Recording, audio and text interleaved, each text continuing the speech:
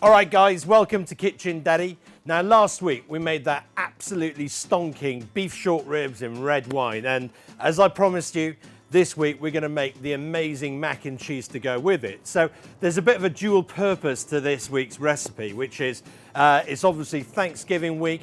I know a lot of you will be going off to friends and family and you might be taking a side dish. So I thought, let's make the ultimate side dish. Now, if you can hear me over the leaf blowers and the planes, that would be awesome, because that's quite annoying when you're trying to do filming.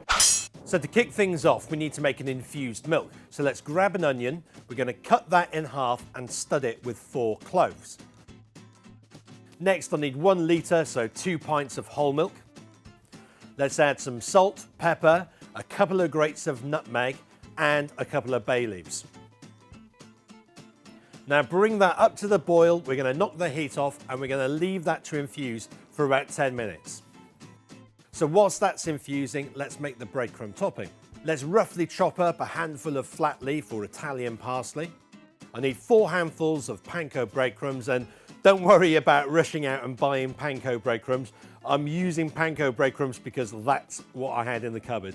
Then we're going to grate 200 grams of mature cheddar, and you've got to get mature cheddar because when that bakes on top of the dish, it basically becomes all these lovely little flavor explosions of mature cheddar that really work well with the dish. Okay, a little bit of salt and pepper, and then we'll pop that aside until we need it. Okay, before we make the cheese sauce, let's have a little chat about cheese, because the younger the cheese, the better it is at melting. So if you think about a normal mac and cheese and you're using cheddar for it, if you use a mild cheddar in there, that's going to melt a lot better, but you're not going to have as much flavor as if you use a mature cheddar. But the problem with the mature cheddar is sometimes you could get that kind of grainy texture. So what I thought about for this mac and cheese, I thought, how can we get the best of both worlds? How can we get that velvety melting texture with that loads of lovely flavor? And I thought, fondue, my friends, fondue.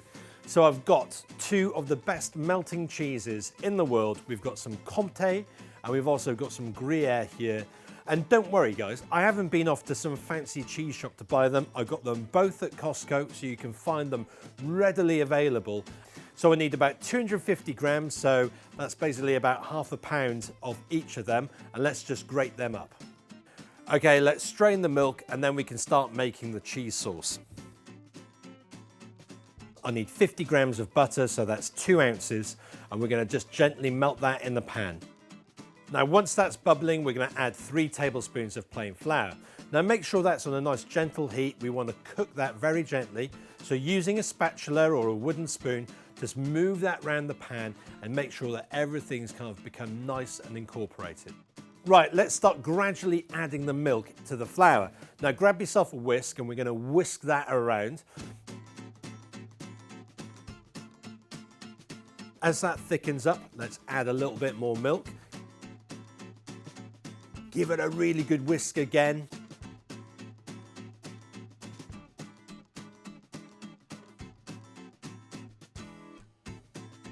And we're going to keep doing this until there's no more lumps left and the consistency looks like this.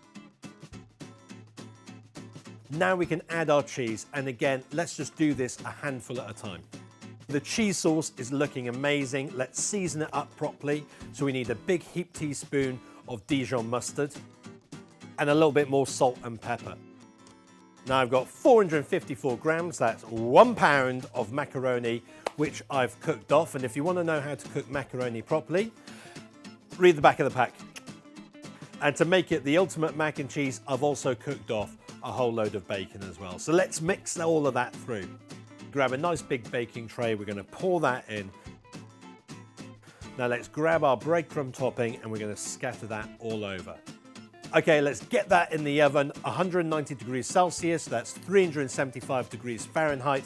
We're going to bake that for about 20 to 25 minutes until the top is beautiful, golden and crispy.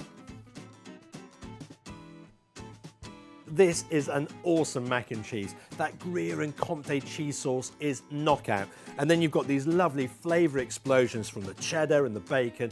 It is brilliant. And remember, this is a side dish, so we don't want it to dominate whatever we're serving with it. We just want it to be a really nice, pleasant side dish to work with that. Anyway, guys, I hope you liked the video. Give us a thumbs up if you did. And you know, leave a comment below. Tell me, how do you make your mac and cheese? I would love to know. Okay, next Monday's video is going to be a Veg by Stealth special. So if you know any parents whose kids will only eat something that's yellow or white, get them to tune in next week, because we're going to show them a little technique to sneak some veg into their kids' diet. So, and to be honest guys, this recipe is so good, adults will love it as well. Subscribe to the Kitchen Daddy YouTube channel if you haven't already. Check out the Kitchen Daddy website. I will update it this week, I promise. And you know, get me on all the usual social media. Thanks for watching. Bye-bye.